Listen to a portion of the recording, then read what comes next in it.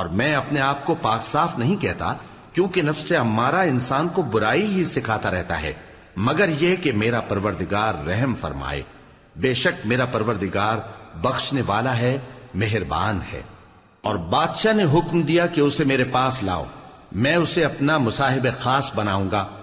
پھر جب ان سے گفتگو کی تو کہا کہ آج سے تم ہمارے ہاں صاحب منزلت ہو اور صاحب اعتبار ہو۔ یوسف نے کہا مجھے زرعی پیداوار پر مقرر کر دیجئے، کیونکہ میں حفاظت بھی کر سکتا ہوں اور اس کام سے واقف بھی ہوں۔ اس طرح ہم نے یوسف کو ملک مصر میں جگہ دی اور وہ اس ملک میں جہاں چاہتے تھے رہتے تھے۔ ہم اپنی رحمت جس پر چاہتے ہیں کرتے ہیں اور نیکوکاروں کے اجر کو ضائع نہیں کرتے، اور جو لوگ ایمان لائے اور ڈرتے رہے ان کے لیے آخرت کا اجر بہت بہتر ہے۔ اور یوسف کے بھائی کنعان سے مصر میں غلہ خریدنے کے لیے آئے تو یوسف کے پاس گئے، تو یوسف نے ان کو پہچان لیا اور وہ ان کو نہ پہچان سکے۔ اور جب یوسف نے ان کے لیے ان کا سامان تیار کر دیا تو کہا کہ پھر آنا تو جو باپ کی طرف سے تمہارا ایک اور بھائی ہے اسے بھی میرے پاس لیتے آنا۔ کیا تم نہیں دیکھتے کہ میں ناب بھی پوری پوری دیتا ہوں اور مہمانداری بھی خوب کرتا ہوں؟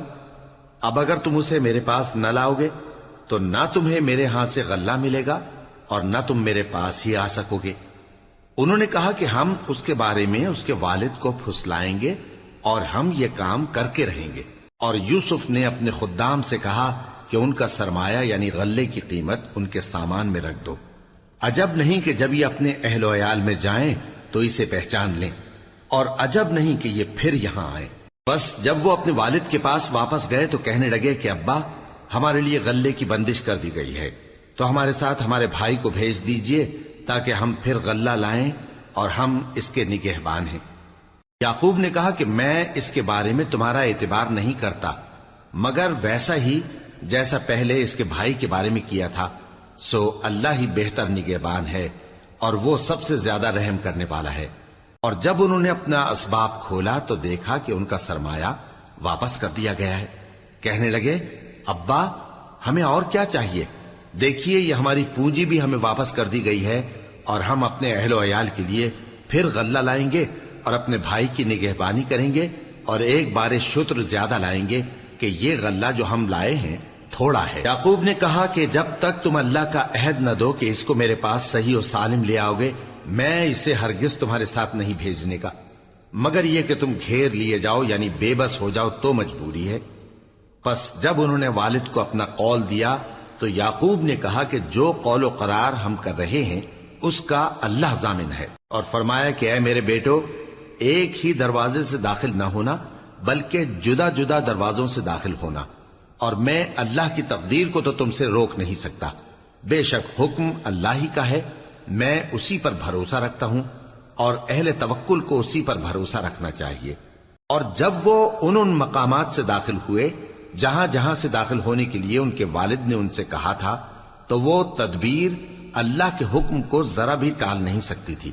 ہاں وہ یعقوب کے دل کی خواہش تھی جو انہوں نے پوری کی تھی، اور بے شک وہ صاحب علم تھے، کیونکہ ہم نے ان کو علم سکھایا تھا، لیکن اکثر لوگ نہیں جانتے۔ اور جب وہ لوگ یوسف کے پاس پہنچے تو یوسف نے اپنے حقیقی بھائی کو اپنے پاس جگہ دی اور کہا کہ میں تمہارا بھائی ہوں، تو جو سلوک یہ ہمارے ساتھ کرتے رہے ہیں اس پر افسوس نہ کرنا۔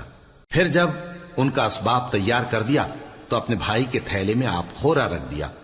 پھر جب وہ آبادی سے باہر نکل گئے تو ایک پکارنے والے نے آواز دی کہ قافلے والو تم تو چور ہو۔ وہ ان کی طرف متوجہ ہو کر کہنے لگے کہ تمہاری کیا چیز کھوئی گئی ہے؟ وہ بولے کہ بادشاہ کا کٹورا کھویا گیا ہے، اور جو شخص اس کو لے کے آئے اس کے لیے ایک بار شتر انعام، اور میں اس کا ضامن ہوں۔ وہ کہنے لگے کہ اللہ کی قسم تم کو معلوم ہے کہ ہم اس ملک میں اس لیے نہیں آئے کہ خرابی کریں اور نہ ہم چوری کیا کرتے ہیں۔ وہ بولے کہ اگر تم جھوٹے نکلے یعنی چوری ثابت ہوئی تو اس کی سزا کیا؟ انہوں نے کہا کہ اس کی سزا یہ کہ جس کے تھیلے میں وہ دستیاب ہو وہی اس کا بدل قرار دیا جائے، ہم ظالموں کو یہی سزا دیا کرتی ہیں۔ پھر یوسف نے اپنے بھائی کے تھیلے سے پہلے ان کے تھیلوں کو دیکھنا شروع کیا، پھر اپنے بھائی کے تھیلے میں سے اس کو نکال لیا۔ اس طرح ہم نے یوسف کے لیے تدبیر کی، ورنہ بادشاہ کے قانون کے مطابق وہ اپنے بھائی کو لے نہیں سکتے تھے مگر یہ کہ اللہ چاہے، ہم جس کے چاہتے ہیں درجے بلند کرتے ہیں، اور ہر علم والے سے بڑھ کر ایک بڑا علم والا ہے۔ برادران یوسف نے کہا کہ اگر اس نے چوری کی ہو تو کچھ عجب نہیں کہ اس کے ایک بھائی نے بھی پہلے چوری کی تھی، مگر یوسف نے اس بات کو اپنے دل میں مخفی رکھا اور ان پر ظاہر نہ ہونے دیا، یعنی زیر لب کہا کہ تم بڑے برے ہو اور جو تم بیان کرتے ہو اللہ اسے خوب جانتا ہے۔ وہ کہنے لگے کہ اے عزیز، اس کے والد بہت بوڑھے ہیں اور اس سے بہت محبت رکھتے ہیں، تو اس کو چھوڑ دیجئے اور اس کی جگہ ہم میں سے کسی کو رکھ لیجئے، ہم دیکھتے ہیں کہ آپ احسان کرنے والے ہیں۔ یوسف نے کہا کہ اللہ پناہ میں رکھے کہ جس شخص کے پاس ہم نے اپنی چیز پائی ہے اس کے سوا کسی اور کو پکڑ لیں، ایسا کریں تو ہم بڑے بے انصاف ہیں۔ آخر جب وہ اس سے نا امید ہو گئے تو الگ ہو کر صلاح کرنے لگے۔ سب سے بڑے نے کہا، کیا تم نہیں جانتے کہ تمہارے والد نے تم سے اللہ کا عہد لیا ہے اور اس سے پہلے بھی تم یوسف کے بارے میں قصور کر چکے ہو؟ تو جب تک والد صاحب مجھے اجازت نہ دیں میں تو اس جگہ سے ہلنے کا نہیں، یا اللہ میرے لیے کوئی فیصلہ کرے، اور وہ سب سے بہتر فیصلہ کرنے والا ہے۔ تم سب والد صاحب کے پاس واپس جاؤ اور کہو کہ ابا، آپ کے صاحبزادے نے وہاں جا کر چوری کی، اور ہم نے تو اپنی دانست کے مطابق آپ سے اس کے لے آنے کا عہد کیا تھا، مگر ہم غیب کی باتوں کے جاننے اور یاد رکھنے والے تو نہیں تھے، اور جس بستی میں ہم ٹھہرے تھے وہاں سے، یعنی اہل مصر سے، اور جس قافلے میں آئے ہیں اس سے دریافت کر لیجئے، اور ہم اس بیان میں بالکل سچے ہیں۔ جب انہوں نے یہ بات یعقوب سے آ کر کہی تو انہوں نے کہا کہ حقیقت یوں نہیں ہے، بلکہ یہ بات تم نے اپنے دل سے بنا لی ہے، تو صبر ہی بہتر ہے۔ عجب نہیں کہ اللہ ان سب کو میرے پاس لے آئے، بے شک وہ علم والا ہے، حکمت والا ہے۔ اور ان کے پاس سے چلے گئے اور کہنے لگے کہ ہائے افسوس یوسف پر، ہائے افسوس، اور رنج و الم میں ان کی آنکھیں سفید ہو گئیں اور ان کا دل غم سے بھر رہا تھا۔ بیٹے کہنے لگے کہ واللہ آپ تو یوسف کو اسی طرح یاد ہی کرتے رہیں گے یہاں تک کہ آپ گھل جائیں گے یا جان ہی دے دیں گے۔ انہوں نے کہا کہ میں تو اپنے غم و اندوہ کا اظہار اللہ سے کرتا ہوں، اور اللہ کی طرف سے وہ باتیں جانتا ہوں جو تم نہیں جانتے۔ اے بیٹو، یوں کرو کہ ایک دفعہ پھر جاؤ اور یوسف اور اس کے بھائی کو تلاش کرو، اور اللہ کی رحمت سے نا امید نہ ہونا کہ اللہ کی رحمت سے تو کافر لوگ ہی نا امید ہوا کرتے ہیں۔ پھر جب وہ یوسف کے پاس گئے تو کہنے لگے کہ اے عزیز، ہمیں اور ہمارے اہل و عیال کو بڑی تکلیف ہو رہی ہے، اور ہم یہ تھوڑا سا سرمایہ لائے ہیں، آپ ہمیں اس کے عوض پورا غلہ دے دیجئے اور ہم پر خیرات کیجئے کہ اللہ خیرات کرنے والوں کو ثواب دیتا ہے۔ یوسف نے کہا، تمہیں معلوم ہے کہ جب تم نادانی میں پھنسے ہوئے تھے تو تم نے یوسف اور اس کے بھائی کے ساتھ کیا کیا تھا؟ وہ بولے، کیا واقعی تم ہی یوسف ہو؟ انہوں نے کہا، ہاں میں یوسف ہوں، اور بن یامین کی طرف اشارہ کر کے کہنے لگے، یہ میرا بھائی ہے، اللہ نے ہم پر بڑا احسان کیا ہے۔ جو شخص اللہ سے ڈرتا اور صبر کرتا ہے تو اللہ نیکوکاروں کا اجر ضائع نہیں کرتا۔ وہ بولے، اللہ کی قسم، اللہ نے تم کو ہم پر فضیلت بخشی ہے اور بے شک ہم خطاکار تھے۔ یوسف نے کہا کہ آج کے دن تم پر کوئی ملامت نہیں، اللہ تم کو معاف کرے، اور وہ سب سے بڑھ کر رحم کرنے والا ہے۔ یہ میرا کرتا لے جاؤ، پھر اسے والد صاحب کے منہ پر ڈال دینا تو وہ بینا ہو جائیں گے، اور اپنے تمام اہل و عیال کو میرے پاس لے آؤ۔ اور جب قافلہ مصر سے روانہ ہوا تو ان کے والد کہنے لگے کہ اگر مجھ کو یہ نہ کہو کہ بوڑھا بہک گیا ہے تو مجھے تو یوسف کی بو آ رہی ہے۔ وہ بولے کہ واللہ آپ اسی قدیم غلطی میں مبتلا ہیں۔ مگر جب خوشخبری دینے والا آپ پہنچا تو اس نے کرتا ان کے منہ پر ڈال دیا، سو وہ بینا ہو گئے، اور بیٹوں سے کہنے لگے، کیا میں نے تم سے نہیں کہا تھا کہ میں اللہ کی طرف سے وہ باتیں جانتا ہوں جو تم نہیں جانتے؟ بیٹوں نے کہا کہ ابا، ہمارے لیے ہمارے گناہ کی مغفرت مانگیے، بے شک ہم خطاکار تھے۔ فرمایا، میں اپنے پروردگار سے تمہارے لیے بخشش مانگوں گا، بے شک وہ بخشنے والا ہے، مہربان ہے۔ پھر جب یہ سب لوگ یوسف کے پاس پہنچے تو انہوں نے اپنے والدین کو اپنے پاس جگہ دی اور کہا، مصر میں داخل ہو جائیے، اللہ نے چاہا تو امن و امان سے رہیے گا۔ اور اپنے والدین کو تخت پر بٹھایا اور سب ان کے آگے سجدے میں گر پڑے۔ اور اس وقت یوسف نے کہا، ابا جان، یہ میرے اس خواب کی تعبیر ہے جو میں نے پہلے بچپن میں دیکھا تھا، میرے پروردگار نے اسے سچ کر دیا اور اس نے مجھ پر بہت سے احسان کیے ہیں کہ مجھ کو قید خانے سے نکالا، اور اس کے بعد کہ شیطان نے مجھ میں اور میرے بھائیوں میں فساد ڈال دیا تھا، آپ کو گاؤں سے یہاں لایا۔ بے شک میرا پروردگار جو چاہتا ہے تدبیر سے کرتا ہے، وہ علم والا ہے، حکمت والا ہے۔ جب یہ سب باتیں ہو لیں تو یوسف نے اللہ سے دعا کی کہ اے میرے پروردگار، تو نے مجھ کو حکومت سے نوازا اور خوابوں کی تعبیر کا علم بخشا۔ اے آسمانوں اور زمین کے پیدا کرنے والے، تو ہی دنیا اور آخرت میں میرا کارساز ہے۔ تو مجھے دنیا سے اپنی اطاعت کی حالت میں اٹھائیو اور آخرت میں اپنے نیک بندوں میں داخل کیجو۔ اے پیغمبر، یہ اخبار غیب میں سے ہیں جو ہم تمہاری طرف بھیجتے ہیں۔ اور جب برادران یوسف نے اپنی بات پر اتفاق کیا تھا اور وہ فریب کر رہے تھے تو تم ان کے پاس تو نہ تھے، اور بہت سے آدمی گو تم کتنی خواہش کرو ایمان لانے والے نہیں ہیں، اور تم ان سے اس خیر خواہی کا کچھ صلہ بھی تو نہیں مانگتے۔ یہ قرآن اور کچھ نہیں تمام جہانوں کے لیے نصیحت ہے، اور آسمان و زمین میں بہت سی نشانیاں ہیں جن پر سے یہ گزرتے ہیں اور ان کو نظر انداز کر دیتے ہیں، اور یہ اکثر اللہ پر ایمان نہیں رکھتے مگر اس کے ساتھ شرک بھی کرتے ہیں۔ تو کیا یہ اس بات سے بے خوف ہیں کہ ان پر اللہ کا عذاب نازل ہو کر ان کو ڈھانپ لے، یا ان پر ناگہاں قیامت آ جائے اور انہیں خبر بھی نہ ہو؟ کہہ دو میرا رستہ تو یہ ہے، میں اللہ کی طرف بلاتا ہوں سمجھ بوجھ کر، میں بھی لوگوں کو اللہ کی طرف بلاتا ہوں اور میرے پیراؤ بھی، اور اللہ پاک ہے اور میں شرک کرنے والوں میں سے نہیں ہوں۔ اور ہم نے تم سے پہلے بستیوں کے رہنے والوں میں سے مرد ہی بھیجے تھے جن کی طرف ہم وہی بھیجتے تھے۔ کیا ان لوگوں نے ملک میں سیر و سیاحت نہیں کی کہ دیکھ لیتے کہ جو لوگ ان سے پہلے تھے ان کا انجام کیا ہوا؟ اور متقیوں کے لیے آخرت کا گھر بہت اچھا ہے، کیا تم سمجھتے نہیں؟ یہاں تک کہ جب پیغمبر نا امید ہو گئے اور انہوں نے خیال کیا کہ اپنی نصرت کے بارے میں جو بات انہوں نے کہی تھی اس میں وہ سچے نہ نکلے، تو ان کے پاس ہماری مدد آ پہنچی، پھر جسے ہم نے چاہا بچا دیا، اور ہمارا عذاب اتر کر گناہگار لوگوں سے پھیرا نہیں کرتا۔ ان کے قصے میں عقل مندوں کے لیے عبرت ہے۔ یہ قرآن ایسی بات نہیں ہے جو اپنے دل سے بنائی گئی ہو، بلکہ جو کتابیں اس سے پہلے نازل ہوئی ہیں ان کی تصدیق کرنے والا ہے اور ہر چیز کی تفصیل کرنے والا، اور مومنوں کے لیے ہدایت اور رحمت ہے۔ شروع اللہ کا نام لے کر جو بڑا مہربان نہایت رحم والا ہے۔ الف لام میم را۔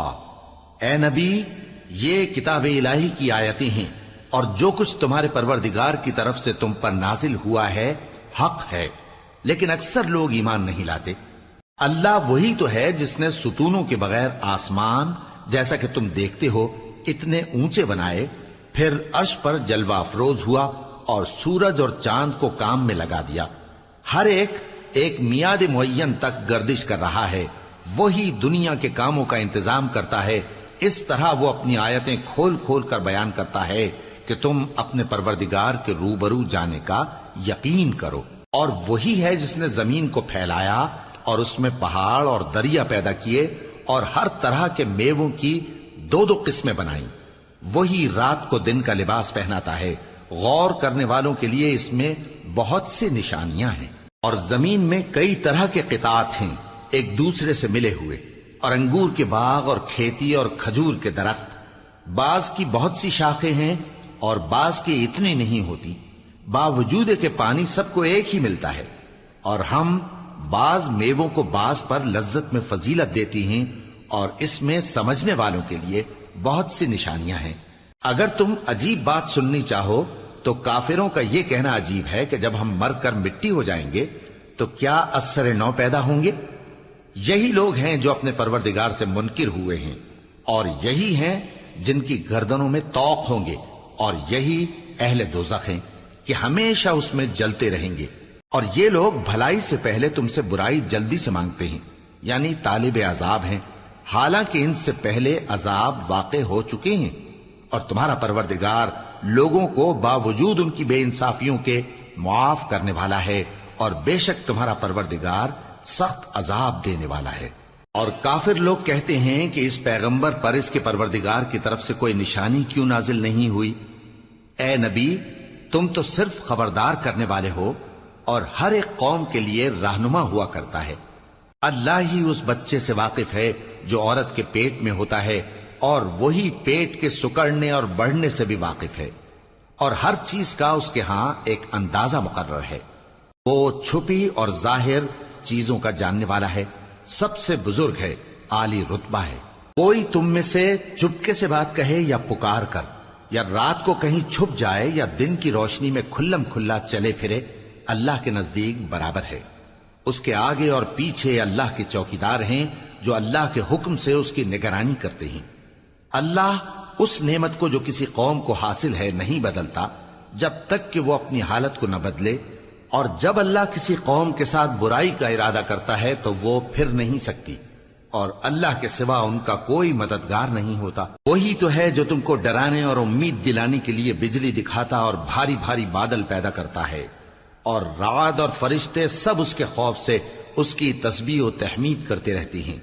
اور وہی بجلیاں بھیجتا ہے، پھر جس پر چاہتا ہے گرا بھی دیتا ہے، جبکہ وہ اللہ کے بارے میں جھگڑتے ہیں، اور وہ بڑی قوت والا ہے۔ کام کا پکارنا تو اسی کا ہے، اور جن کو یہ لوگ اس کے سوا پکارتے ہیں وہ ان کی پکار کو کسی طرح قبول نہیں کرتے، مگر اس شخص کی طرح جو اپنے دونوں ہاتھ پانی کی طرف پھیلا دے تاکہ دور ہی سے اس کے منہ تک آ پہنچے، حالانکہ وہ اس تک کبھی بھی نہیں آ سکتا۔ اور اسی طرح کافروں کی پکار بیکار ہے۔ اور جتنی مخلوقات آسمانوں اور زمین میں ہے، خوشی سے یا ناخوشی سے اللہ کے آگے سجدہ کرتی ہے، اور ان کے سائے بھی صبح و شام سجدے کرتے ہیں۔ ان سے پوچھو کہ آسمانوں اور زمین کا پروردگار کون ہے؟ تم ہی کہہ دو کہ اللہ۔ ان سے کہو کہ کیا تم نے اللہ کو چھوڑ کر ایسے لوگوں کو کارساز بنایا ہے جو خود اپنے نفع و نقصان کا بھی اختیار نہیں رکھتے؟ کہو کیا اندھا اور آنکھوں والا برابر ہیں، یا اندھیرا اور اجالا برابر ہو سکتا ہے؟ بھلا ان لوگوں نے جن کو اللہ کا شریک مقرر کیا ہے، کیا انہوں نے اللہ کسی مخلوقات پیدا کی ہے جس کے سبب ان کے لیے مخلوقات مشتبہ ہو گئی ہے؟ کہہ دو کہ اللہ ہی ہر چیز کا پیدا کرنے والا ہے، اور وہ یکتا ہے، بڑا زبردست ہے۔ اسی نے آسمان سے مے برسایا، پھر اس سے اپنے اپنے اندازے کے مطابق نالے بہ نکلے، پھر پانی پر پھولا ہوا جھاگ آ گیا۔ اور جس چیز کو زیور یا کوئی اور سامان بنانے کے لیے آگ میں تپاتے ہیں اس میں بھی ایسا ہی جھاگ ہوتا ہے۔ اس طرح اللہ حق و باطل کی مثال بیان فرماتا ہے۔ سو جھاگ تو سوکھ کر زائل ہو جاتا ہے، اور پانی جو لوگوں کو فائدہ پہنچاتا ہے وہ زمین میں ٹھہرا رہتا ہے۔ اس طرح اللہ صحیح اور غلط کی مثالیں بیان فرماتا ہے تاکہ تم سمجھو۔ جن لوگوں نے اللہ کے حکم کو قبول کیا ان کی حالت بہت بہتر ہوگی، اور جنہوں نے اس کو قبول نہ کیا، اگر روئے زمین کے سب خزانے ان کے اختیار میں ہوں تو وہ سب کے سب اور ان کے ساتھ اتنے ہی اور نجات کے بدلے میں صرف کر ڈالیں، مگر نجات کہاں؟ ایسے لوگوں کا حساب بھی برا ہوگا، اور ان کا ٹھکانہ بھی دوزخ ہے، اور وہ بری جگہ ہے۔ بھلا جو شخص یہ جانتا ہے کہ جو کچھ تمہارے پروردگار کی طرف سے تم پر نازل ہوا ہے حق ہے، وہ اس شخص کی طرح ہے جو اندھا ہے، اور سمجھتے تو وہی ہیں جو عقل مند ہیں، جو اللہ کے عہد کو پورا کرتے ہیں اور قول و قرار کو نہیں توڑتے، اور جن رشتوں کے جوڑے رکھنے کا اللہ نے حکم دیا ان کو جوڑے رکھتے، اور اپنے پروردگار سے ڈرتے رہتے اور برے حساب سے خوف رکھتے ہیں، اور جو اپنے پروردگار کی خوشنودی حاصل کرنے کے لیے مصائب پر صبر کرتے ہیں اور نماز پڑھتے ہیں، اور جو مال ہم نے ان کو دیا ہے اس میں سے پوشیدہ اور ظاہر خرچ کرتے ہیں، اور نیکی سے برائی کو دور کرتے ہیں، یہی لوگ ہیں جن کے لیے عاقبت کا گھر ہے، یعنی ہمیشہ رہنے کے باغات جن میں وہ داخل ہوں گے، اور ان کے باپ دادوں اور بیویوں اور اولاد میں سے جو نیکوکار ہوں گے وہ بھی بہشت میں جائیں گے، اور فرشتے بہشت کے ہر ایک دروازے سے ان کے پاس آئیں گے اور کہیں گے تم پر سلام ہو، یہ تمہاری ثابت قدمی کا بدلہ ہے، اور عاقبت کا گھر خوب گھر ہے۔ اور جو لوگ اللہ سے پختہ عہد کر کے اس کو توڑ ڈالتے اور جن رشتوں کے جوڑے رکھنے کا اللہ نے حکم دیا ہے ان کو قطع کر دیتے اور ملک میں فساد کرتے ہیں، ایسوں پر لعنت ہے اور ان کے لیے برا انجام ہے۔ اللہ جس کا چاہتا ہے رزق فراخ کر دیتا ہے اور جس کا چاہتا ہے تنگ کر دیتا ہے۔ اور کافر لوگ دنیا کی زندگی پر خوش ہو رہے ہیں، اور دنیا کی زندگی آخرت کے مقابلے میں بہت تھوڑا سامان ہے۔ اور کافر کہتے ہیں کہ اس پیغمبر پر اس کے پروردگار کی طرف سے کوئی نشانی کیوں نازل نہیں ہوئی؟ کہہ دو کہ اللہ جسے چاہتا ہے گمراہ کرتا ہے، اور جو اس کی طرف رجوع ہوتا ہے اس کو اپنی طرف کا رستہ دکھاتا ہے، یعنی ان کو جو ایمان لاتے اور جن کے دل اللہ کی یاد سے آرام پاتے ہیں ان کو۔ اور سن رکھو کہ اللہ کی یاد سے ہی دل آرام پاتے ہیں۔ جو لوگ ایمان لائے اور عمل نیک کیے ان کے لیے خوشحالی اور عمدہ ٹھکانہ ہے۔ جس طرح ہم پہلے پیغمبر بھیجتے رہے ہیں اسی طرح اے نبی ہم نے تم کو اس امت میں جس سے پہلے بہت سی امتیں گزر چکی ہیں بھیجا ہے، تاکہ تم ان کو وہ کتاب جو ہم نے تمہاری طرف بھیجی ہے پڑھ کر سنا دو۔ اور یہ لوگ رحمان کو نہیں مانتے۔ کہہ دو وہی تو میرا پروردگار ہے، اس کے سوا کوئی معبود نہیں، میں اسی پر بھروسہ رکھتا ہوں اور اسی کی طرف رجوع کرتا ہوں۔ اور اگر کوئی قرآن ایسا ہوتا کہ اس کی تاثیر سے پہاڑ چل پڑتے یا زمین پھٹ جاتی یا مردوں سے کلام کر سکتے تو کیا یہ لوگ ایمان لے آتے؟ بات یہ ہے کہ سب باتیں اللہ کے اختیار میں ہیں، تو کیا مومنوں کو اس سے اطمینان نہیں ہوا کہ اگر اللہ چاہتا تو سب لوگوں کو ہدایت کے رستے پر چلا دیتا؟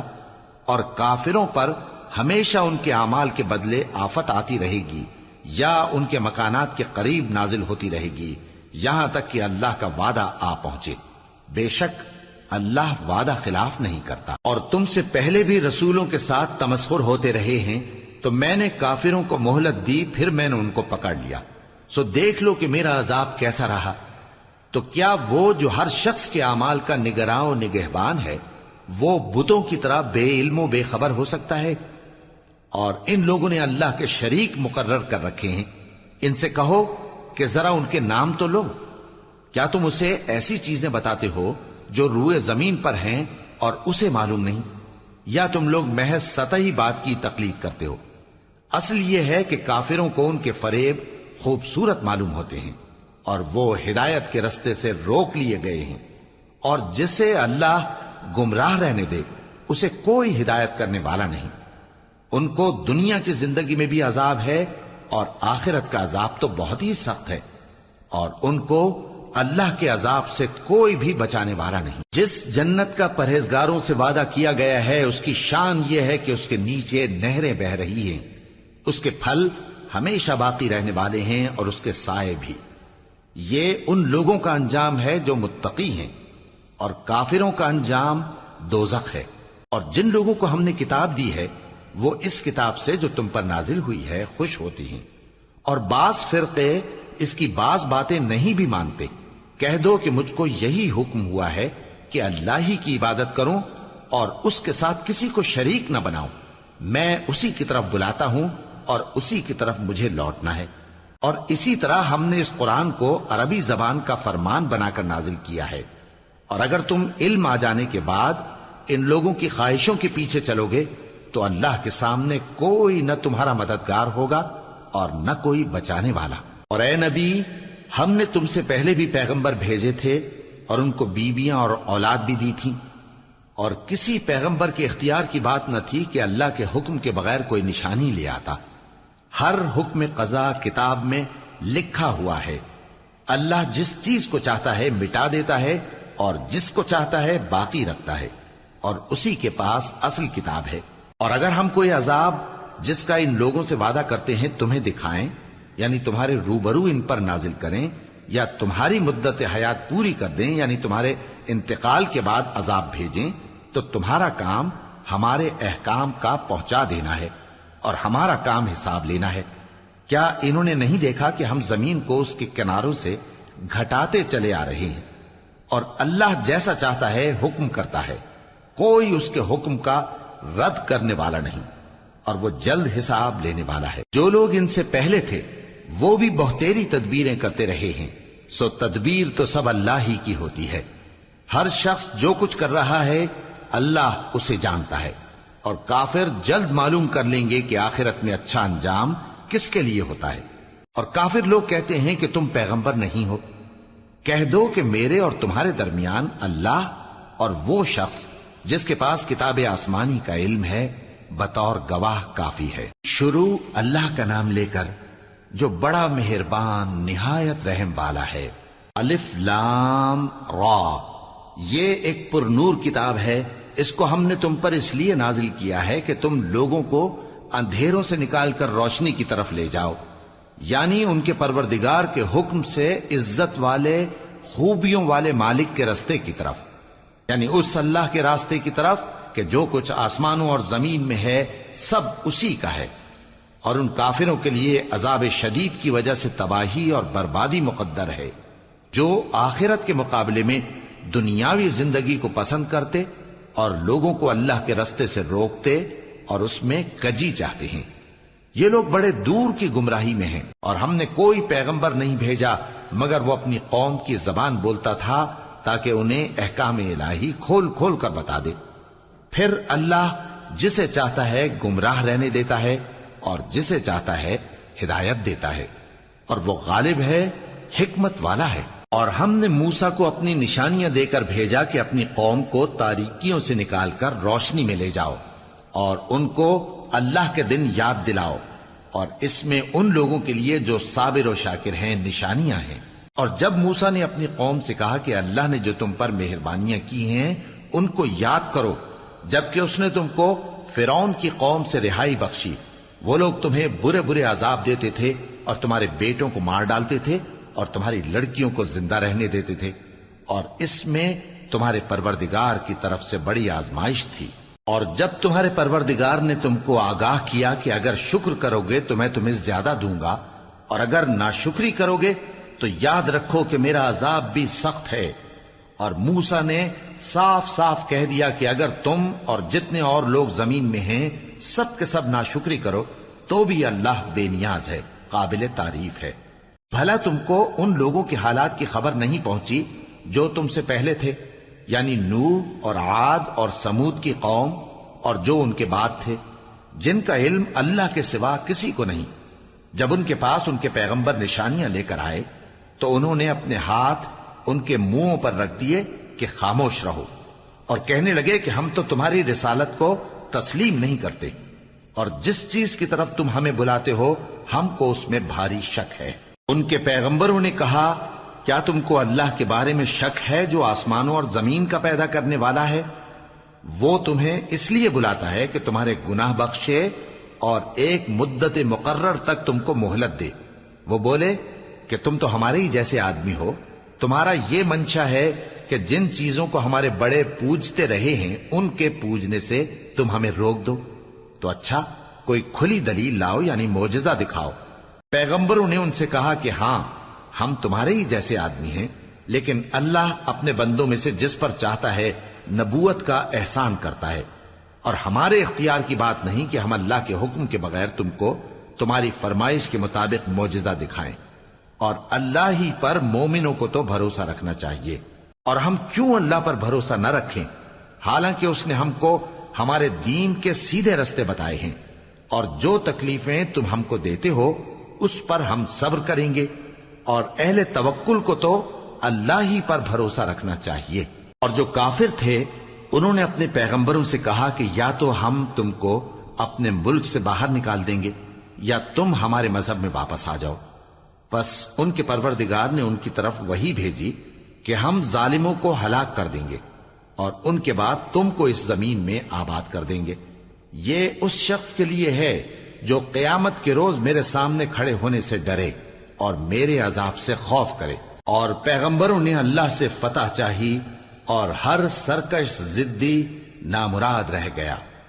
اس کے پیچھے دوزخ ہے اور اسے پیپ والا پانی پلایا جائے گا، وہ اس کو گھونٹ گھونٹ کر کے پیے گا اور گلے سے نہیں اتار سکے گا، اور ہر طرف سے اسے موت آ رہی ہوگی مگر وہ مرنے میں نہیں آئے گا، اور اس کے بعد سخت عذاب ہوگا۔ جن لوگوں نے اپنے پروردگار سے کفر کیا ان کے اعمال کی مثال راکھ کی سی ہے کہ آندھی کے دن اس پر زور کی ہوا چلے جو اسے اڑا لے جائے۔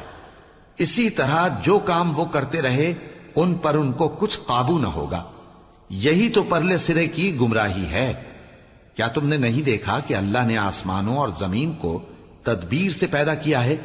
اگر وہ چاہے تو تم کو نابود کر دے اور تمہاری جگہ نئی مخلوق پیدا کر دے، اور یہ اللہ کو کچھ بھی مشکل نہیں۔ اور قیامت کے دن سب لوگ اللہ کے سامنے کھڑے ہوں گے تو غریب پیروکار بڑے بن بیٹھنے والوں سے کہیں گے کہ ہم تو تمہارے پیرو تھے، کیا تم اللہ کا کچھ عذاب ہم پر سے دفع کر سکتے ہو؟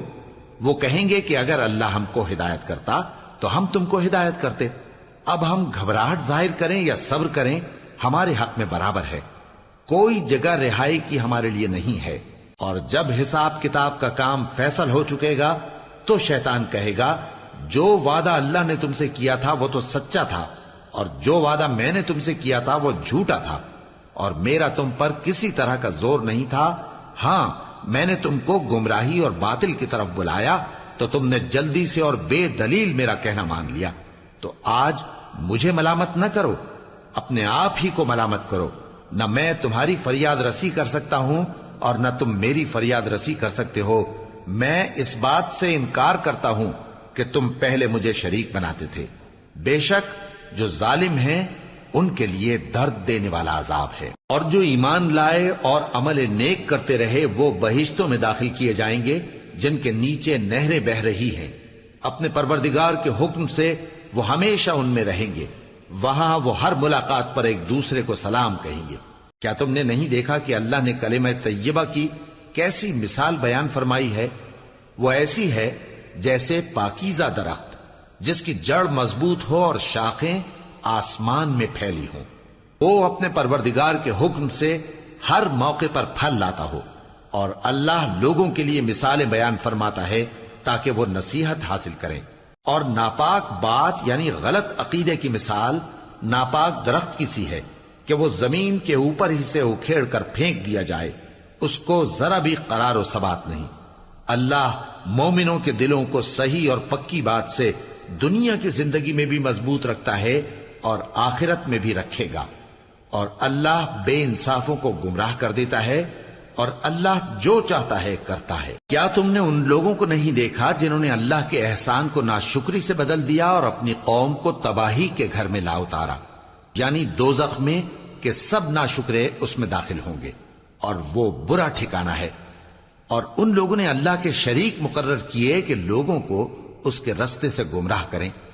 کہہ دو کہ چند روز فائدے اٹھا لو، آخر کار تم کو دوزخ کی طرف لوٹ کر جانا ہے۔ اے پیغمبر، میرے مومن بندوں سے کہہ دو کہ نماز پڑھا کریں، اور اس دن کے آنے سے پیشتر جس میں نہ اعمال کا سودا ہوگا اور نہ دوستی کام آئے گی، ہمارے دیے ہوئے مال میں سے پوشیدہ اور علانیہ خرچ کرتے رہیں۔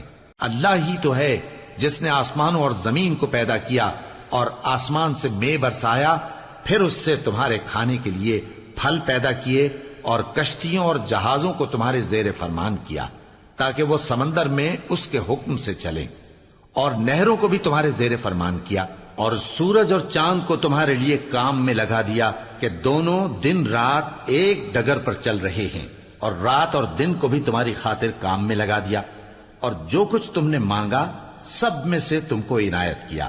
اور اگر اللہ کے احسان گننے لگو تو شمار نہ کر سکو، مگر لوگ نعمتوں کا شکر نہیں کرتے۔ کچھ شک نہیں کہ انسان بڑا بے انصاف ہے، ناشکرا ہے۔ اور جب ابراہیم نے دعا کی کہ اے میرے پروردگار، اس شہر کو لوگوں کے لیے امن کی جگہ بنا دے، اور مجھے اور میری اولاد کو اس بات سے کہ بتوں کی پرستش کرنے لگیں بچائے رکھیو۔ اے پروردگار، انہوں نے بہت سے لوگوں کو گمراہ کیا ہے، سو جس شخص نے میرا کہا مانا وہ میرا ہے، اور جس نے میری نافرمانی کی تو تو بخشنے والا ہے، مہربان ہے۔ اے پروردگار، میں نے اپنی اولاد ایک وادی میں جہاں کھیتی نہیں، تیرے عزت و ادب والے گھر کے پاس لا بسائی ہے۔ اے پروردگار، تاکہ یہ نماز پڑھیں، سو تو لوگوں کے دلوں کو ایسا کر دے کہ ان کی طرف جھکے رہیں، اور ان کو میووں سے روزی دیتے رہنا تاکہ تیرا شکر کریں۔ اے پروردگار، جو بات ہم چھپاتے اور جو ظاہر کرتے ہیں تو سب جانتا ہے، اور اللہ سے کوئی چیز مخفی نہیں، نہ زمین میں نہ آسمان میں۔ اللہ کا شکر ہے جس نے مجھ کو بڑی عمر میں اسماعیل اور اسحاق بخشے، بے شک میرا پروردگار دعا سننے والا ہے۔ اے پروردگار، مجھ کو ایسی توفیق عنایت کر کہ نماز پڑھتا رہوں، اور میری اولاد کو بھی یہ توفیق بخش۔ اے پروردگار، میری دعا قبول فرما۔ اے پروردگار، حساب کتاب کے دن میری اور میرے ماں باپ کی اور مومنوں کی مغفرت کیجو۔ اور مومنوں، یہ نہ سمجھنا کہ یہ ظالم جو کام کر رہے ہیں اللہ ان سے بے خبر ہے۔ وہ ان کو اس دن تک مہلت دے رہا ہے جبکہ دہشت کے سبب آنکھیں پھٹی کی پھٹی رہ جائیں گی اور لوگ سر اٹھائے ہوئے میدان قیامت کی طرف دوڑ رہے ہوں گے۔ ان کی نگاہیں خود اپنی طرف لوٹ نہ سکیں گی اور ان کے دل مارے خوف کے ہوا ہو رہے ہوں گے۔ اور لوگوں کو اس دن سے آگاہ کر دو جب ان پر عذاب آ جائے گا۔ تب ظالم لوگ کہیں گے کہ اے ہمارے پروردگار، ہمیں تھوڑی سی مہلت عطا کر تاکہ ہم تیری دعوت توحید قبول کریں اور تیرے پیغمبروں کے پیچھے چلیں۔ تو جواب ملے گا، کیا تم پہلے قسمیں نہیں کھایا کرتے تھے کہ تم کو اس حال سے جس میں تم ہو زوال نہیں ہوگا؟ اور جو لوگ اپنے آپ پر ظلم کرتے تھے تم ان کے مکانوں میں رہتے تھے، اور تم پر ظاہر ہو چکا تھا کہ ہم نے ان لوگوں کے ساتھ کس طرح کا معاملہ کیا تھا، اور تمہارے سمجھانے کے لیے مثالیں بیان کر دی تھیں۔ اور انہوں نے بڑی بڑی تدبیریں کی، اور ان کی سب تدبیریں اللہ کے ہاں لکھی ہوئی ہیں۔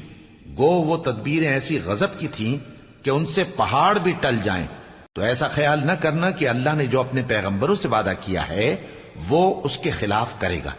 بے شک اللہ زبردست ہے، بدلہ لینے والا ہے۔ جس دن یہ زمین دوسری ہی زمین بنا دی جائے گی اور آسمان بھی بدل دیے جائیں گے اور سب لوگ اللہ کے سامنے نکل کھڑے ہوں گے، جو یکتا ہے بڑا زبردست ہے۔ اور اس دن تم گناہگاروں کو دیکھو گے کہ زنجیروں میں جکڑے ہوئے ہیں، ان کے کرتے تارکول کے ہوں گے اور ان کے چہروں کو آگ لپٹ رہی ہوگی، یہ اس لیے کہ اللہ ہر شخص کو اس کے اعمال کا بدلہ دے۔ بے شک اللہ جلد حساب لینے والا ہے۔ یہ قرآن لوگوں کے نام اللہ کا پیغام ہے تاکہ ان کو اس سے ڈرایا جائے اور تاکہ وہ جان لیں کہ وہی اکیلا معبود ہے، اور تاکہ اہل عقل نصیحت حاصل کریں۔